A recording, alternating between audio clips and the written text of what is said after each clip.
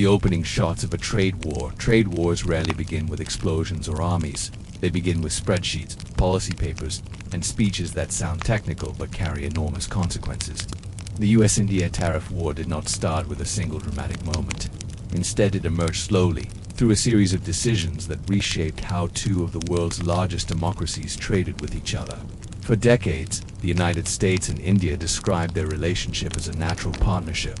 After India's economic liberalization in the early 1990s, the trade between the two countries expanded steadily. American companies found new markets in India's growing middle class, while Indian exporters gained access to one of the richest consumer markets on earth. This relationship was not without friction, but disagreements were usually managed quietly through negotiations. By the late 2010s, that quiet balance began to break. The first cracks appeared when trade deficits became a political issue in the United States. American policymakers increasingly viewed deficits not as a byproduct of global trade, but as evidence of unfair practices. India, which exported far more to the US than it imported, was drawn into this new mindset. Steel, aluminum, pharmaceuticals, textiles, and information technology services all became part of a broader conversation about who benefited more from globalization. At the same time, India was pursuing its own economic priorities. Domestic manufacturing, job creation, and protection of small industries became political necessities. Tariffs were not just economic tools. They were symbols of sovereignty. In New Delhi, raising import duties was seen as a way to protect local producers and reduce dependence on foreign goods. The stage was set for confrontation when the United States began reassessing trade relationships across the globe. India found itself categorized not as a developing partner, but as a trade barrier country. American officials argued that India's tariffs were among the highest in the world, especially on agricultural products, motorcycles, medical devices, and electronics. From Washington's perspective, American companies were locked out of the Indian market. India rejected this framing. India officials argued that tariffs were essential for a developing economy with millions still dependent on agriculture and small-scale manufacturing. They pointed out that the US benefited enormously from India's services sector, particularly in IT and software. The trade relationship, India argued, was more balanced than American statistics suggested. The disagreement might have remained diplomatic if not for one specific program: the generalized system of preferences. For decades, India enjoyed preferential access to the US market under this program, which allowed billions of dollars worth of Indian exports to enter the US duty-free. The arrangement was meant to support developing economies. Over time, India became the largest beneficiary of the system. In Washington, this became politically untenable. Critics argued that India was no longer a poor country that needed special treatment. The decision was made to revoke India's preferential trade status. When the announcement came, it was framed as a technical correction. In reality, it was a declaration that the old trade relationship was over. India responded not with restraint, but with retaliation. Tariffs were imposed on a range of American products. Almonds, apples, walnuts, and other agricultural goods suddenly became more expensive in the Indian market. These were not random choices. They targeted us farmers, a politically influential group. The message was clear. Trade actions would carry political consequences. What followed was not a single tariff war, but a layered conflict. Steel and aluminum tariffs imposed by the US under national security justifications hit Indian exporters. India responded with counter-tariffs. Negotiations stalled. Statements hardened. Trade ministers exchanged carefully worded warnings. Behind the scenes, businesses began recalculating risks. Indian exporters worried about losing competitiveness in the US market. American companies reconsidered investment plans in India. Supply chains that had taken decades to build were suddenly uncertain. Yet, unlike classical trade wars, this conflict existed alongside strategic cooperation. The US and India were deepening defense ties, sharing intelligence, and aligning against common geopolitical challenges. This contradiction made the tariff war especially complex. Two countries could be strategic partners and economic adversaries at the same time. Publicly, both governments insisted they wanted a fair deal. Privately, neither wanted to appear weak. Trade wars thrive on pride as much as policy. By the end of this opening phase, one truth had become undeniable. The US-India trade relationship had entered a new era. The assumptions of mutual accommodation were gone. In their place stood a harder, more transactional approach, where tariffs became tools of leverage rather than last resorts. This was only the beginning. The opening shots had been fired, not with weapons, but with tariffs, counter-tariffs, and revoked privileges. What followed would test not just economic resilience, but political will, public perception, and the future of one of the most important bilateral relationships of the 21st century. The trade war had begun quietly, methodically, and with consequences that would ripple far beyond customs checkpoints. The foundations of the US-India trade relationship. The modern tariff tensions between the United States and India cannot be understood without first examining how their trade relationship was built over decades. Long before tariffs became headlines, the economic connection between the two countries developed slowly, shaped by history, ideology, and shifting global power. In the years following India's independence in 1947, the country adopted a strongly protectionist economic model. Indian leaders believed that self-reliance was essential for national sovereignty. High tariffs, import quotas, and strict licensing systems were introduced to protect domestic industries from foreign competition. This approach, often described as import substitution, limited India's trade with most Western economies, including the United States. For much of the Cold War, the US-India economic relationship remained modest. While the United States was one of India's largest sources of food aid and development assistance, trade volumes were relatively small. American companies found India's regulatory environment difficult, while Indian policymakers remained cautious of foreign influence. Tariffs during this period were high across many sectors, especially manufactured goods, agriculture, and consumer products. The turning point came in 1991, facing a severe balance of payments crisis. India was forced to reconsider its economic strategy. Foreign exchange reserves had fallen to dangerously low levels, and the government risked defaulting on international obligations. In response, India launched a historic program of economic liberalization. Tariffs were reduced, import licensing was dismantled, and foreign investment rules were relaxed. For the first time in decades, India signaled that it was open for business. The United States, seeing opportunity in a massive and underdeveloped market, welcomed these changes. Throughout the 1990s and early 2000s, trade between the two countries expanded steadily. American companies entered India's technology, pharmaceutical, automotive, and services sectors. Indian firms, particularly in information technology, began exporting services to the US market at an unprecedented scale. Call centers, software development, and IT consulting became pillars of the relationship. However, even as trade grew, structural tensions remained. India continued to rely on tariffs as a policy tool, especially to protect small farmers, local manufacturers, and politically sensitive industries. While average tariff rates declined compared to the pre-1991 era, they remained significantly higher than those of the United States. From the American perspective, this imbalance gradually became a concern. US policymakers and business groups argued that American markets were far more open to Indian goods than Indian markets were to American products. The United States imported large volumes of Indian pharmaceuticals, textiles, gems, jewelry, and IT services, often at low tariff rates. In contrast, US exports to India faced higher duties, complex regulations, and frequent policy changes. Agriculture became one of the earliest friction points. American farmers sought access to India's vast consumer base, but India maintained high tariffs and strict sanitary standards on agricultural imports. Indian officials defended these measures by pointing to food security, rural livelihoods, and cultural preferences. To Washington, these policies looked like trade barriers. To New Delhi, they were social safeguards. Another area of tension was intellectual property.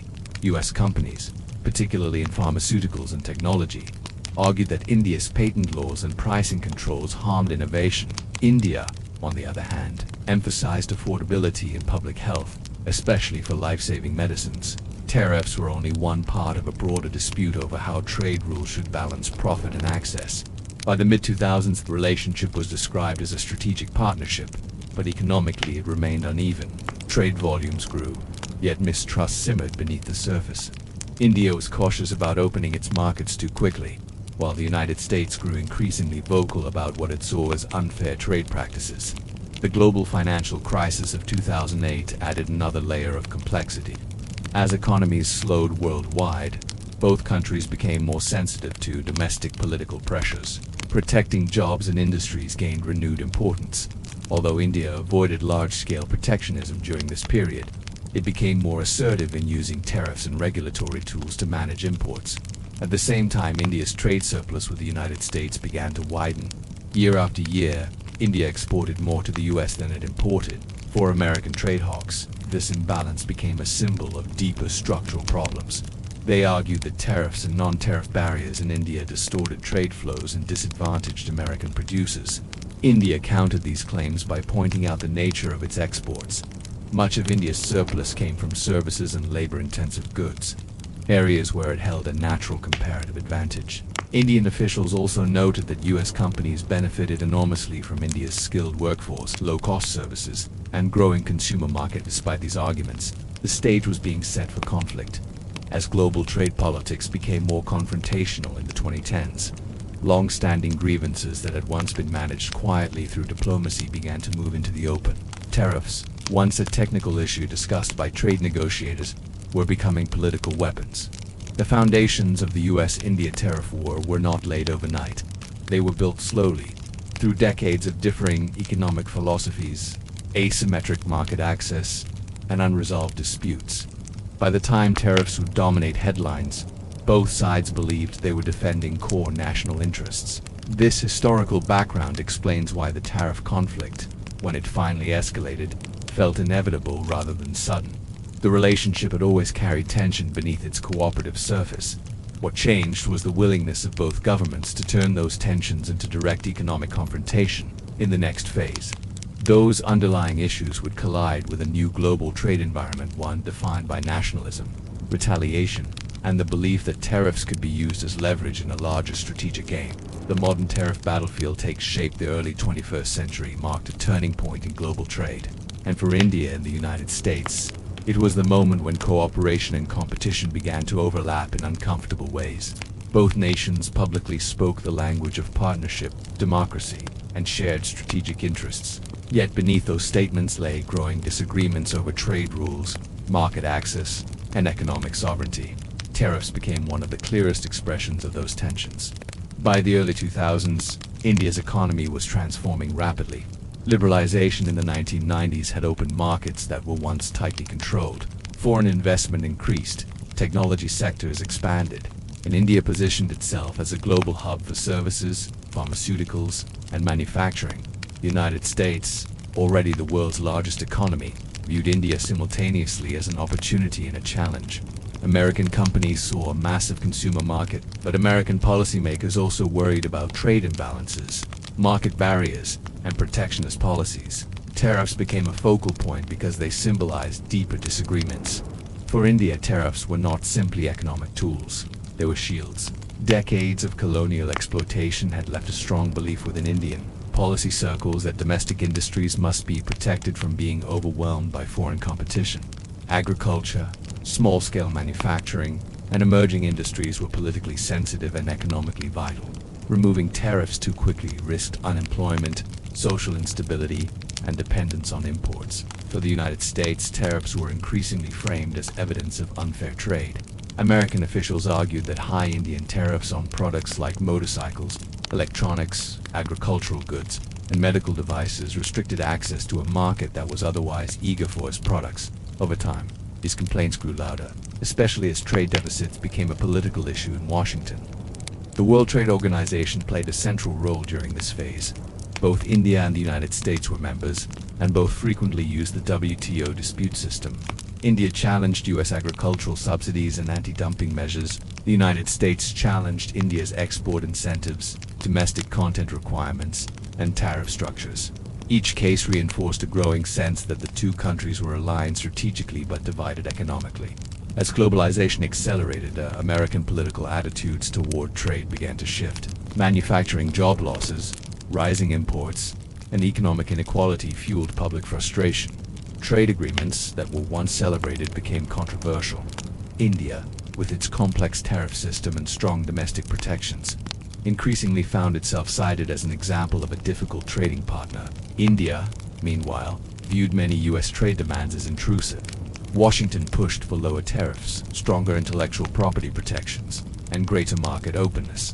New Delhi responded that such demands ignored India's development needs and social realities. Indian policymakers emphasized that the country was still a developing economy, despite its size, and needed policy space to grow industries and support millions of livelihoods. Technology and pharmaceuticals became particularly sensitive sectors. Indian pharmaceutical companies were global leaders in producing affordable generic medicines. US companies accused India of weak intellectual property enforcement and price controls that limited profits. India argued that public health required affordable medicines and that excessive patent protections would harm millions of people, both domestically and globally. Agriculture presented another flashpoint. American farmers sought greater access to India's agricultural market, especially for dairy, poultry, and grains. India resisted, citing food security, rural employment, and cultural considerations. Even small tariff adjustments sparked intense debate within India, where farming remained deeply tied to political stability. By the mid-2010s, these tensions intensified as trade policy became more openly politicized in the United States. The idea that tariffs could be used not just defensively but offensively gained traction. Tariffs were no longer seen merely as negotiation tools. They were framed as weapons to force change. India watched these developments carefully, while it sought closer strategic ties with the United States in defense, technology, and geopolitics. It grew wary of unpredictable trade actions. Indian leaders emphasized strategic autonomy, the belief that India should not become overly dependent on any single partner, no matter how powerful. The stage was set for escalation. Years of unresolved disputes, competing economic philosophies, and rising political pressure in both countries had created a fragile balance. Tariffs, once technical instruments discussed quietly by trade officials, were moving toward the center of public debate. This phase did not yet represent open conflict, but it marked the end of unquestioned optimism. Cooperation continued, but trust eroded slowly. Each tariff dispute, each WTO case, and each negotiation failure added another layer of tension. The modern tariff war between the United States and India was no longer a hypothetical possibility. It was becoming a reality shaped by history, politics, and competing visions of economic power. Escalation, retaliation, and strategic pressure by the time the tariff dispute between the United States and India entered its next phase. It was no longer a narrow disagreement over trade balances or specific product categories. It had become a test of leverage, patience, and long-term strategy. Both sides began to understand that tariffs were not just economic tools, but signals messages sent not only to each other, but to domestic audiences, allies, and global markets. In Washington, policymakers increasingly framed tariffs as a corrective measure. The argument was simple. India maintained high import duties.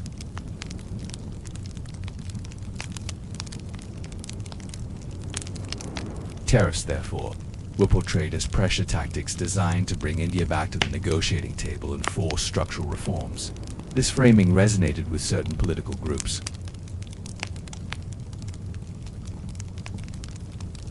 In New Delhi, the same actions were interpreted very differently. Indian officials saw US tariffs as unilateral, unpredictable, and dismissive of India's development needs. India was still balancing the demands of a massive population, a large agricultural sector, and a growing but uneven industrial base. Sudden tariff shocks from the United States threatened export-oriented industries and risked job losses. As a result, Indian policymakers began to speak less about accommodation and more about resilience. Retaliation became inevitable. India responded by imposing its own tariffs on selected US goods. Indian trade strategists targeted products with political sensitivity in the United States: agricultural goods, certain manufactured items, and consumer products linked to key states or influential lobbying groups. The goal was not to cripple the US economy, but to apply calculated pressure where it would be most noticeable. For American farmers, especially exporters of products like almonds, apples, and certain pulses, India's tariffs created immediate problems. India had been one of the fastest growing markets for several US agricultural exports. Higher duties made these products more expensive, reducing demand and forcing exporters to search for alternative markets. In some cases, there were no easy replacements. At the same time, Indian exporters felt the strain. Industries such as steel, aluminum, chemicals, textiles, and engineering goods faced higher barriers entering the US market. Smaller firms, which lacked the financial buffers of large corporations, were particularly vulnerable. Some reduced production, others shifted focus to Europe, Southeast Asia, Africa, or domestic markets. As tariffs stacked upon tariffs, global supply chains began to adjust. Companies that had once relied on smooth trade flows between the US and India started reconsidering their strategies. Multinational firms explored relocating parts of their supply chains to countries with fewer trade frictions.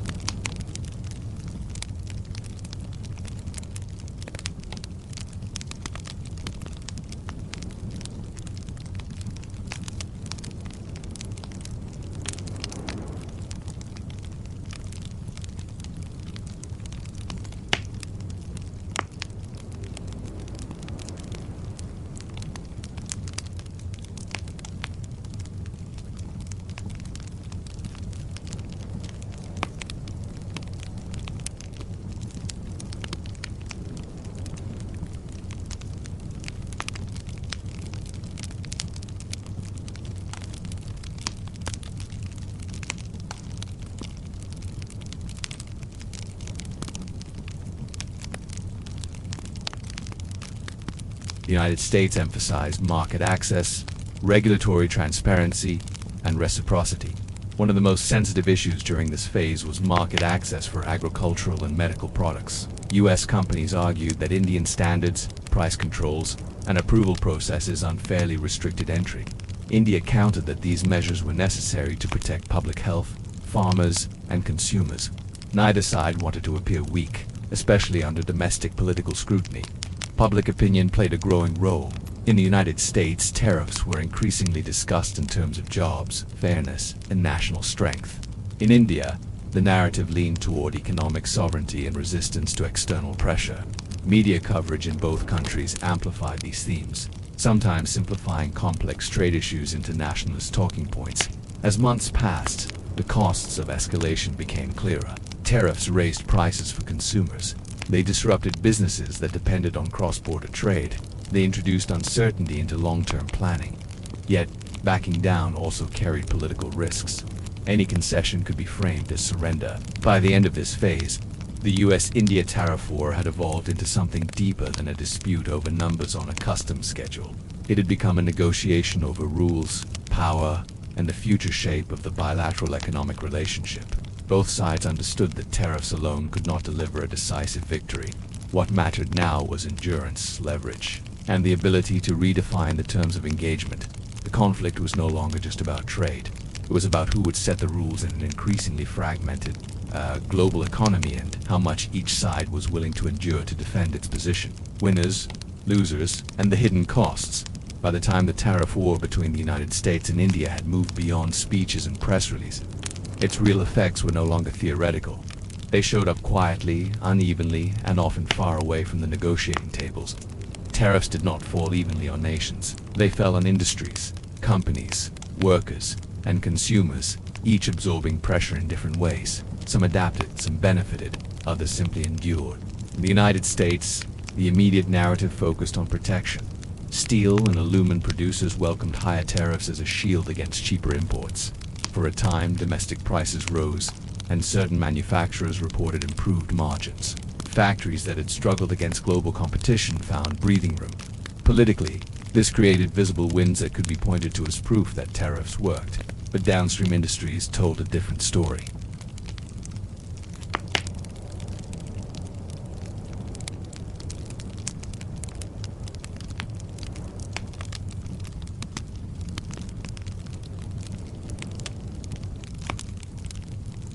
Others delayed expansion, cut jobs, or searched for alternative suppliers.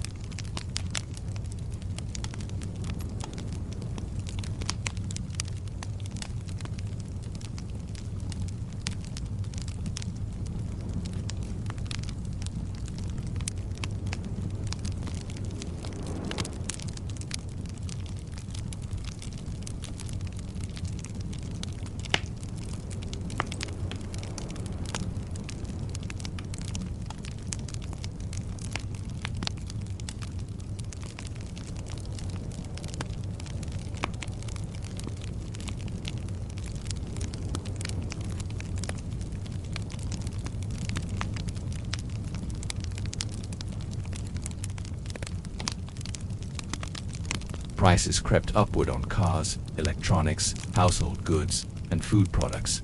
Most people did not connect these increases to trade policy. They've simply adjusted, spending a little more here, a little less there. Multinational corporations reacted faster than governments. Supply chains, built over decades, began to shift. Some U.S. companies reduced exposure to Indian suppliers. Some Indian firms sought new markets in Southeast Asia, Africa, and Europe. Others rerouted production through third countries to avoid direct tariff classifications. This quiet reconfiguration did not make headlines, but it reshaped trade flows in lasting ways. Small and medium-sized businesses were far less agile. A large corporation could hire trade lawyers, restructure logistics, and negotiate new contracts. A small exporter often had none of these options. Many simply exited markets they had spent years building. The tariff war, while framed as a contest between nations, disproportionately affected those with the least capacity to adapt. Governments tracked numbers, trade balances, export volumes, tariff revenues, but the deeper costs were harder to measure. Investment decisions were delayed. Trust eroded. Businesses became cautious, unsure whether current rules would still apply in a year.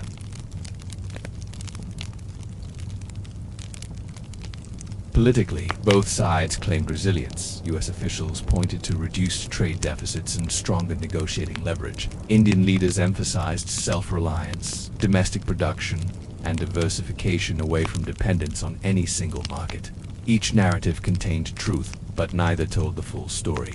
The real winners were not nations, but negotiators who gained leverage. Industries temporarily protected, and alternative suppliers who stepped into gaps left by disrupted trade. The losers were fragmented, consumers paying slightly more, workers facing unstable demand, and small businesses squeezed out of global markets.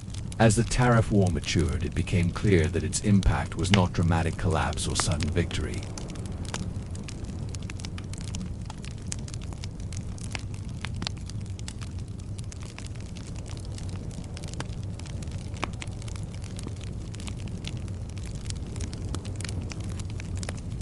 By this stage, both governments understood something critical.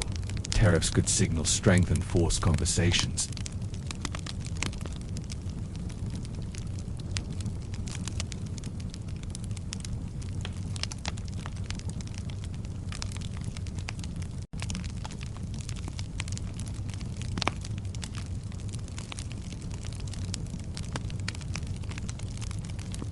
It had become a test of endurance, perception, and patience, with outcomes that would only be fully understood years later. Retaliation, realignment, and the cost to ordinary people. By the time tariffs had fully settled into place, the conflict was no longer theoretical.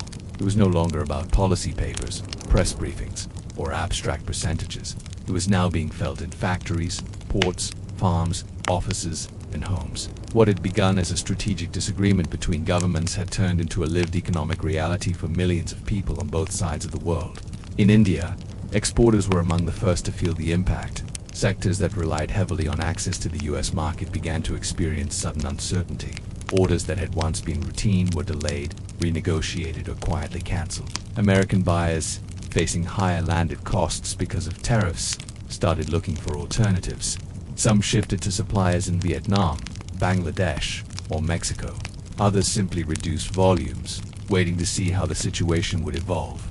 Small and medium-sized Indian businesses were hit the hardest. Large conglomerates had buffers, diversified markets, legal teams, and the ability to absorb short-term losses. Smaller exporters did not. For them, a tariff increase of even a few percentage points could erase already thin profit margins. Factories slowed production, overtime was cut, temporary workers were let go first, quietly and without headlines. In the United States, the effects were just as uneven. Tariffs on Indian goods raised costs for American importers, distributors, and retailers. Pharmaceutical companies worried about higher prices for generic medicines. Jewelry businesses saw margins shrink as imported diamonds and finished pieces became more expensive. Textile and apparel firms faced difficult choices: pass costs to consumers, reduce quality, or absorb losses. Consumers, meanwhile, felt the impact slowly and indirectly. Prices did not explode overnight, instead they crept upward. A little more for medicine, a little more for clothing, a little more for household goods. Individually, the increases seemed manageable. collectively, they added to inflationary pressure and fed a growing sense that global trade conflicts were no longer distant events happening on television, but something affecting daily life. Politically, both governments responded with familiar narratives. In Washington, officials emphasized strength, leverage, and fairness. Tariffs were framed as tools to correct imbalances and protect domestic interests. Any short-term pain, they argued, was a necessary price for long-term gain. In New Delhi, the tone was different, but equally strategic. Indian leaders spoke of resilience, self-reliance, and the need to reduce dependence on any single foreign market. This was where retaliation took a more subtle form. Instead of dramatic counter-tariffs alone, India accelerated efforts to diversify trade relationships. Talks with the European Union gained urgency. Partnerships in Southeast Asia were strengthened. New incentives were introduced to encourage domestic manufacturing and attract foreign investment from countries other than the United States. At the same time, India made it clear that it would not simply absorb pressure without response. Targeted tariffs were applied where they could send a message without causing excessive domestic harm. The goal was not escalation for its own sake, but leverage. Each move was calculated, measured, and politically defensible at home. Behind the scenes, diplomats worked quietly. Trade negotiators met in conference rooms far from cameras and slogans. Lists were exchanged. Exemptions were discussed. Deadlines were extended. Publicly, both sides maintained firm positions. Privately, there was recognition that a prolonged tariff war benefited no one. Yet resolution proved elusive. The dispute had become entangled with broader issues.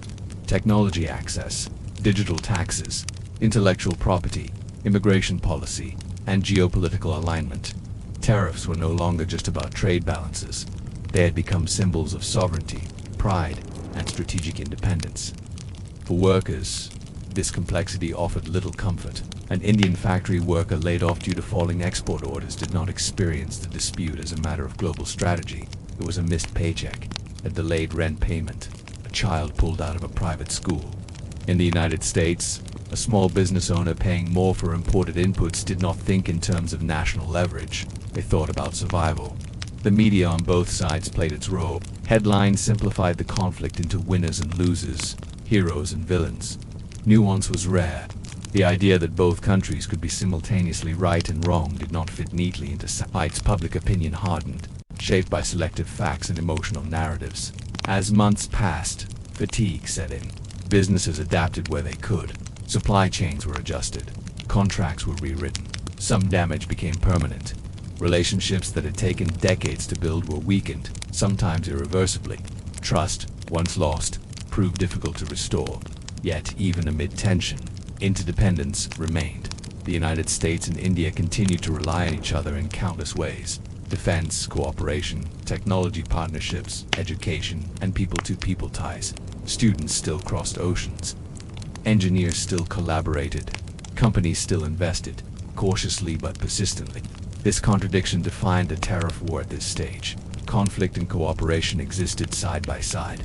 Public disputes, masked private alignment. Harsh words were followed by quiet compromises. The relationship bent, but it did not break. By the end of this phase, one truth had become clear. Tariffs were powerful, but blunt. They could apply pressure, but they could not easily produce precision outcomes. They reshaped behavior, but often in unintended ways.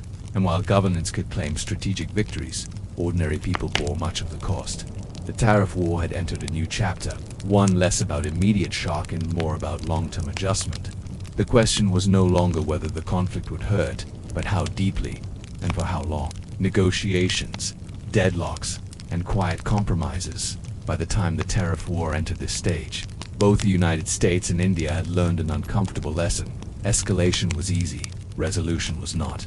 Tariffs could be announced with a signature and a press conference, but removing them required trust, timing, and political courage. What followed was a long period of negotiations marked by progress, setbacks, and carefully managed expectations. Official talks resumed again and again, often described as productive or constructive, even when little changed. Trade delegations met in Washington and New Delhi, exchanging detailed lists of demands and concerns.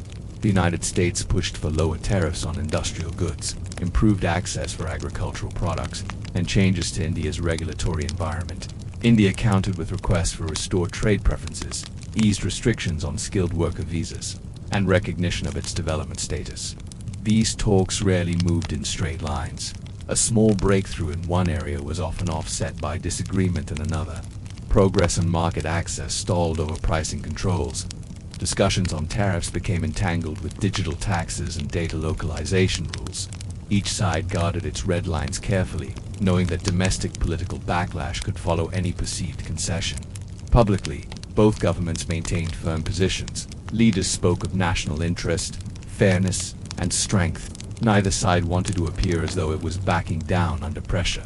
This made compromise politically sensitive, even when negotiators privately agreed that compromise was necessary. Behind the scenes, however, a quieter process unfolded. Temporary exemptions were granted. Implementation deadlines were extended. Certain products were quietly removed from retaliation lists. These adjustments rarely made headlines, but they mattered. They allowed businesses to plan, adapt, and avoid the worst disruptions while larger negotiations continued. Businesses played an indirect but powerful role in this phase. Industry groups, trade associations, and multinational corporations lobbied governments relentlessly. They provided data, case studies, and warnings about lost investment and jobs. Their message was consistent. Prolonged uncertainty was more damaging than tariffs themselves. Stability, even imperfect stability, was preferable to unpredictability. In India, exporters pressed the government to secure restored market access and reduce uncertainty. In the United States, farmers and manufacturers urged policymakers to find solutions that would reopen markets without sacrificing leverage. These pressures did not dictate policy, but they shaped the boundaries of what was politically acceptable. Geopolitics added another layer of complexity. The United States and India were strengthening defense ties, coordinating on regional security, and engaging in strategic dialogues. These broader interests acted as both a constraint and an incentive. Neither side wanted trade disputes to undermine cooperation in areas seen as far more critical to long-term national security. As a result, trade negotiations often took place in parallel with defense and diplomatic discussions. Concessions in one area were weighed against gains in another. The tariff war became part of a larger strategic equation, not an isolated conflict. Despite repeated rounds of talks, a comprehensive trade agreement remained elusive. The issues were too complex, the stakes too high, and the political environments too sensitive. Instead, the relationship settled into a pattern of partial deals and managed tension. This was not peace, but it was not open war either. For businesses and workers, this ambiguity was frustrating. Planning became cautious. Investment decisions were delayed. Companies learned to operate under the assumption that tariffs could change with little warning. Risk management replaced long-term optimism. Over time, this new normal reshaped behavior. Firms diversified supply chains, not just to avoid tariffs, but to reduce dependence on any single market. Governments invested more in domestic production and alternative partnerships. The global trading system, once built on predictability, became more fragmented and regionalized. The tariff war did not produce a dramatic resolution. There was no single agreement that declared victory or defeat. Instead, it faded into a series of adjustments, accommodations, and unresolved disputes. Both sides claimed progress while acknowledging remaining challenges. By the end of this phase, it was clear that the US-India trade relationship had changed permanently. Trust had been tested, assumptions had been challenged. Tariffs had proven to be effective at gaining attention, but limited in delivering lasting solutions. What remained was a relationship defined by caution rather than confidence, negotiation rather than optimism. The tariff war had not ended, but it had evolved less visible, less dramatic, and more deeply embedded in the structure of bilateral trade. The next phase would reveal whether this managed tension could eventually give way to stability, or whether tariffs had become a permanent feature of the US-India economic landscape. Strategic autonomy and a changing global order. As the tariff conflict settled into a prolonged phase, something deeper began to shift beneath the surface. The dispute was no longer only about specific products or tariff percentages. It became part of a broader transformation in how both the United States and India understood their place in the global economy. Trade policy was no longer just about efficiency or growth. It was about control, resilience, and independence. In India, the tariff war reinforced a long-standing belief in strategic autonomy. This idea that India should avoid excessive dependence on any single foreign power had shaped Indian foreign policy for decades.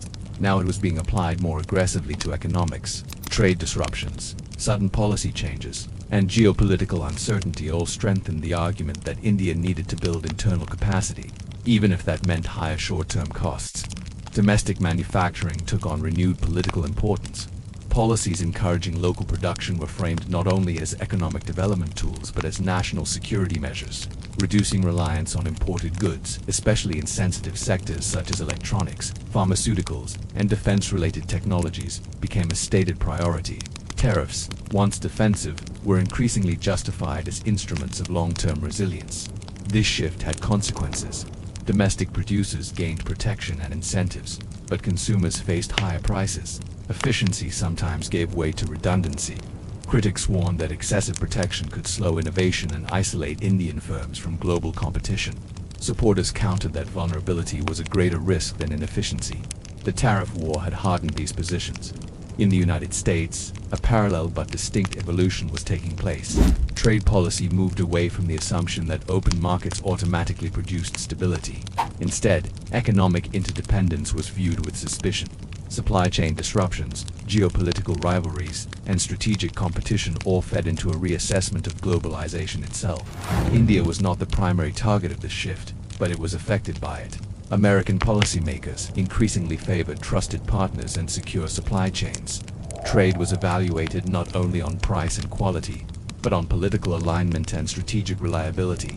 This introduced a new layer of complexity into the US-India economic relationship. At times, this worked in India's favor.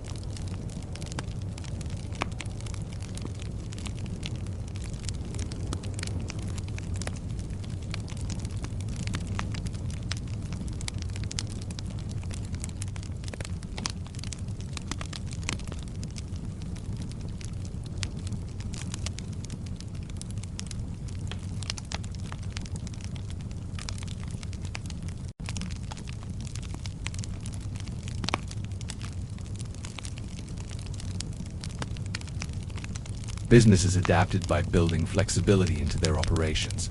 Just-in-time supply chains gave way to just-in-case strategies. Inventory levels increased. Production was spread across multiple locations. These changes raised costs but reduced vulnerability. The tariff war had accelerated trends that were already underway. For workers, the effects were mixed. Some domestic industries gained protection and investment. Others lost access to export markets. Job creation and job losses occurred simultaneously, often in different regions or sectors. Trade policy did not produce clear winners and losers, it produced redistribution. Politically, tariffs became normalized. What once would have been considered extreme measures were now part of routine policy discussion. This normalization changed expectations. Businesses no longer assumed stability. Governments no longer promised it. Trade became conditional, contingent on alignment and negotiation. Despite these shifts, cooperation did not disappear. The United States and India continued to collaborate on technology, education, defense, and regional security. Students flowed between universities. Companies partnered on research and development. These connections provided ballast against complete economic rupture. The tariff war, in this sense, did not destroy the relationship, it reshaped it. Trade became more cautious, more politicized, and more strategic. Economic decisions were filtered through national priorities rather than market logic alone. By this stage, it was clear that the conflict had outgrown its original causes. What began as a dispute over tariffs had become a reflection of a changing global order, one where economic openness competed with security concerns, and where interdependence was balanced against control. The future of the US-India trade relationship would depend not on eliminating tariffs entirely, but on managing this new reality. Stability, if it returned, would look different from the past. It would be conditional, negotiated, and constantly reassessed. The tariff war had not ended. It had become part of a larger transformation, one that would define how nations traded, cooperated, and competed in an increasingly uncertain world. Long-term consequences and an unfinished conflict. By the time the tariff war between the United States and India reached this stage, it was clear that the conflict would not end with a single agreement or announcement. What had begun as a dispute over market access and trade balances had evolved into a long-term structural shift. The real consequences were no longer immediate shocks, but slow, lasting changes that reshaped expectations on both sides. One of the most significant outcomes was the loss of predictability. For decades, businesses had operated under the assumption that trade rules, once agreed upon, would remain stable. The tariff war shattered that assumption. Companies learned that access could be restricted suddenly, privileges could be revoked, and negotiations could stall indefinitely.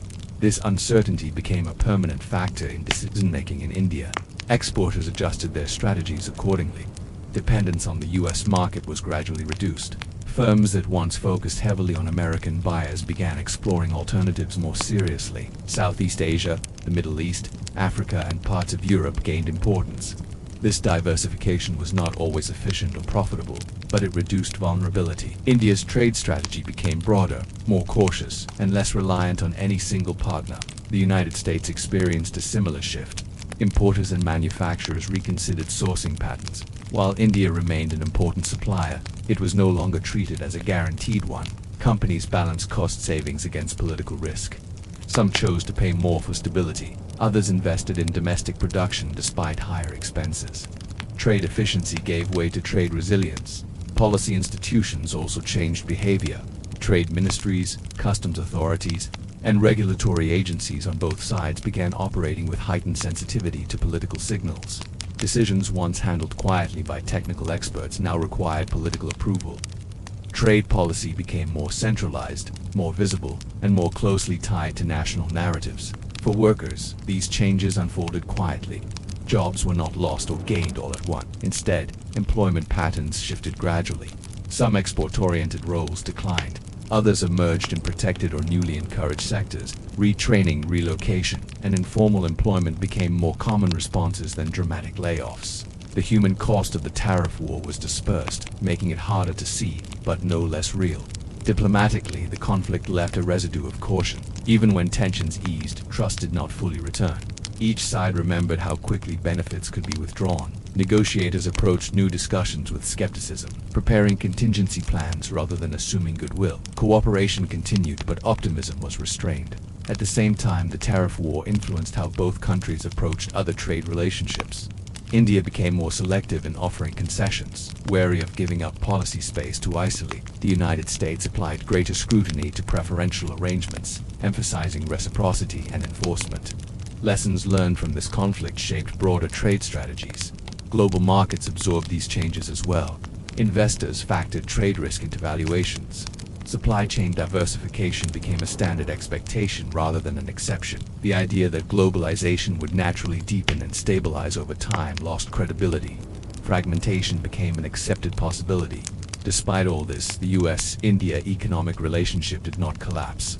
Trade volumes fluctuated but did not disappear. Investment continued, though more cautiously. People-to-people ties remained strong. Students, professionals, and entrepreneurs continued to bridge the two economies in ways tariffs could not fully disrupt. This persistence revealed an important truth. Tariffs could influence behavior, but they could not erase underlying economic complementarities. The United States and India still needed each other in many areas. Technology, services, education, and innovation continued to link them, even as goods trade faced friction. By this stage, the tariff war had become something less dramatic but more enduring. It was no longer a crisis, it was a condition, an unresolved tension embedded within a broader partnership. Both sides adapted to it rather than expecting it to end. The long-term consequence was not victory or defeat, but adjustment. The relationship became more guarded, more complex, and more conditional. Expectations lowered. Stability became something to be managed rather than assumed. As the conflict stretched on, one thing became increasingly clear. The tariff war was not about the past. It was about the future, about how nations would balance openness with control, cooperation with competition, and economic efficiency with political security. Whether this tension would eventually ease, harden, or transform into something new remained uncertain, but its impact was already visible, not in headlines. but in the quiet recalibration of how two major economies interacted with each other and with the world. The conflict remained unfinished not because it had failed, but because it had become part of a new normal. A relationship redefined, not resolved by this point. The tariff war between the United States and India had settled into something that no longer resembled a temporary dispute. It had reshaped habits, expectations, and assumptions on both sides. What once felt like a sharp conflict now felt like background pressure always present, rarely dramatic, but impossible to ignore. The relationship had not broken. It had hardened for policymakers in both countries. This new reality demanded adjustment. In Washington, trade with India was no longer discussed as a straightforward expansion story. It was framed as conditional cooperation, market access, regulatory alignment, and tariffs were treated as tools to be revisited regularly rather than settled permanently. Trade policy became episodic, subject to review and renegotiation rather than long-term certainty. In New Delhi, a similar recalibration took place. India no longer assumed preferential treatment or special consideration based on its development status alone. Instead, trade engagement with the United States was approached with caution and calculation. Every concession was weighed against domestic political costs and long-term autonomy. The idea that trade liberalization was an unquestioned good gave way to a more selective approach. This shift affected negotiations far beyond tariffs. Digital trade, data localization, technology standards, environmental regulations, and labor issues all became part of a broader, more complicated conversation. Tariffs had opened the door to re-examining everything else. The trade war acted as a catalyst, forcing both sides to articulate priorities that had previously remained implicit. Businesses adapted accordingly. Long-term contracts were written with escape clauses. Investment strategies assumed volatility. Companies operating between the two economies became more sophisticated in managing political risk. Trade lawyers and compliance specialists became as important as sales teams. This added cost and complexity, but it also reflected realism. The psychological impact of the tariff war was subtle but lasting. Confidence was replaced by caution, optimism by pragmatism. Neither side expected smooth expansion anymore. Instead, they prepared for friction as a permanent feature. This mindset change mattered as much as any tariff schedule. Yet, even as trust-eroded engagement continued, trade volumes did not collapse. Investment did not stop. Students still chose universities across the ocean. Professionals still collaborated. Innovation still crossed borders. The relationship endured not because it was easy, but because it was necessary. What changed was the tone, the language of inevitability. Natural partners, unstoppable growth, win-win integration. Faded. In its place came transactional language, balance, reciprocity, safeguards, resilience. Trade was no longer romanticized. It was managed. This had consequences for global perceptions. Other countries watched how the United States and India handled their dispute and drew conclusions. Preferential access could be revoked. Strategic partnerships did not guarantee economic leniency. Trade relationships were increasingly viewed as provisional rather than permanent. For the global trading system, this reinforced fragmentation. Bilateral deals gained importance. Regional arrangements expanded. Multilateral solutions weakened. The US-India tariff war was not the sole cause of this shift, but it was a clear example of it. At a domestic level, the conflict reshaped narratives in India. Self-reliance became more than a slogan. It became a guiding principle for policy, even when it meant accepting higher costs. In the United States, skepticism toward open trade deepened, influencing debates far beyond India. The tariff war did not deliver dramatic victories. It did not collapse economies. It did not force sweeping concessions. Instead, it quietly redefined boundaries. It taught both sides what pressure could achieve and what it could not. As this phase ended, the question was no longer how to win the trade war. That framing had lost relevance. The real question became how to coexist within a relationship that would always include tension. How to cooperate strategically while competing economically. How to keep disagreements from overwhelming shared interests. The US-India trade relationship emerged from this period less trusting, but more realistic. Less ambitious, but more grounded. Tariffs had done their work not by resolving disputes, but by exposing them. The conflict remained unresolved, not because talks failed, but because the world had changed. Trade was no longer a simple exchange of goods. It was a reflection of power, politics, and priority. And in that new world, The tariff war was not an episode. It was a turning point. What the tariff war ultimately revealed by the time the US-India tariff conflict reached this stage, its most important effects were no longer visible in tariff tables or trade statistics. They were visible in how both countries thought about power, dependence, and vulnerability. The tariff war had become less about economics and more about self-perception. For the United States, the conflict reinforced a belief that economic openness could no longer be separated from strategic risk. Trade was no longer viewed purely as a tool for prosperity. It was treated as an instrument of influence. Access to the American market became leverage. Tariffs became reminders that economic benefits were conditional, not guaranteed. This mindset changed how policymakers evaluated relationships. Instead of asking how to deepen integration, they asked how to control exposure. Risk assessment moved to the center of trade policy. Stability was no longer assumed. It had to be actively managed, enforced, and defended. India drew its own conclusions. The tariff war confirmed long-held fears that reliance on external markets could become a weakness overnight. Preferential access could vanish, negotiated benefits could be reversed, promises could be reframed for Indian policymakers. This was not merely frustrating, it was validating. The conflict strengthened the argument that development required insulation as well as engagement. Openness without safeguards was no longer seen as progress, it was seen as vulnerability. Trade policy began to reflect this belief more clearly, favoring control, flexibility, and domestic capacity even when it came at a cost. This did not mean India turned inward completely. It meant engagement became conditional. Every agreement was evaluated for downside risk. Every dependency was questioned. Strategic autonomy moved from theory to practice. For businesses operating between the two economies, the lesson was clear. Political alignment did not guarantee economic stability. Long-term plans needed contingency. Assumptions needed stress testing. Many firms adjusted not because tariffs made them unprofitable, but because unpredictability made them uncomfortable.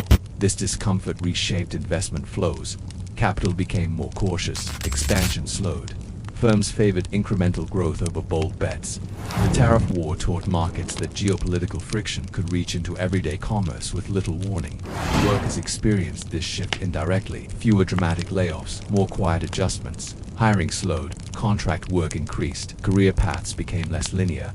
Trade disputes did not destroy jobs overnight, but they changed how secure those jobs felt. At the diplomatic level, the tariff war exposed a contradiction that could not be resolved easily. The United States and India needed each other strategically.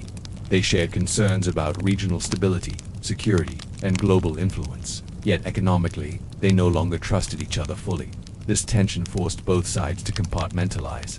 Cooperation continued in defense, technology, and diplomacy.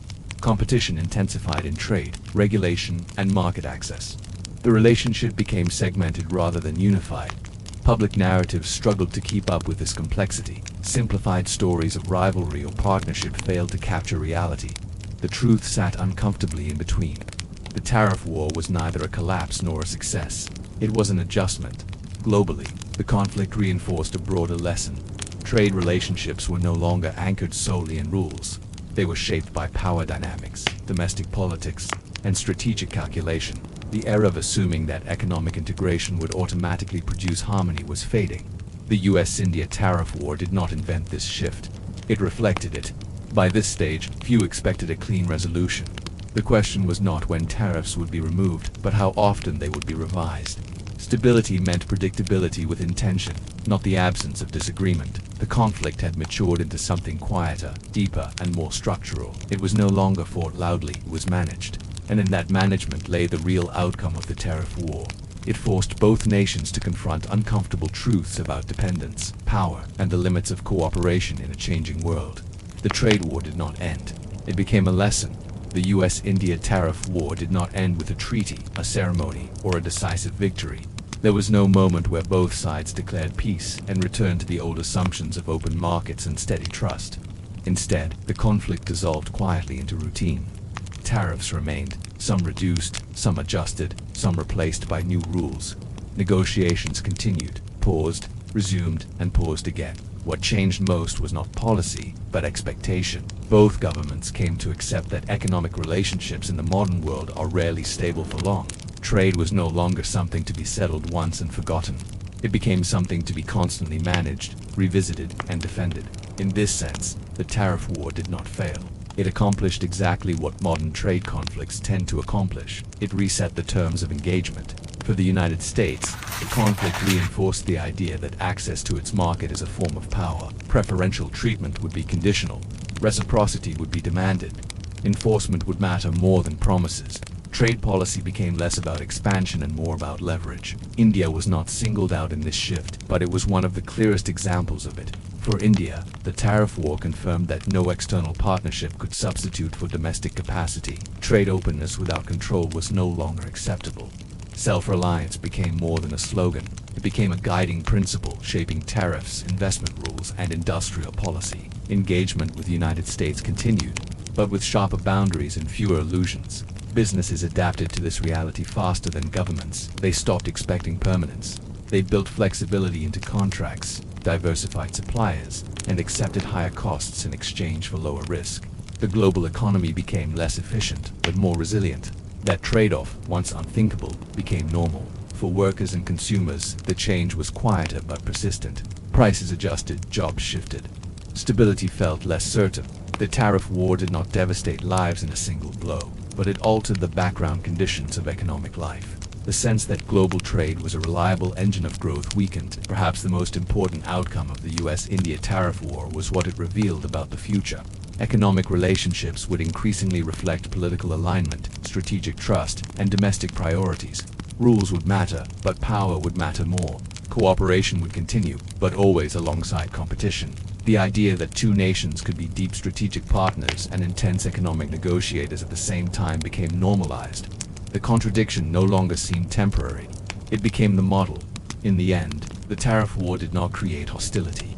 It clarified limits. It showed how far cooperation could go and where it would stop. It forced both sides to adjust expectations downward and realism upward. Trade between the United States and India did not collapse. It did not return to its old shape either. It settled into something new, cautious, conditional, and constantly renegotiated. That is why there was no clear ending, because the US-India tariff war was never really about tariffs alone. It was about how power, economics, and sovereignty would interact in a world that no longer believed in simple globalization.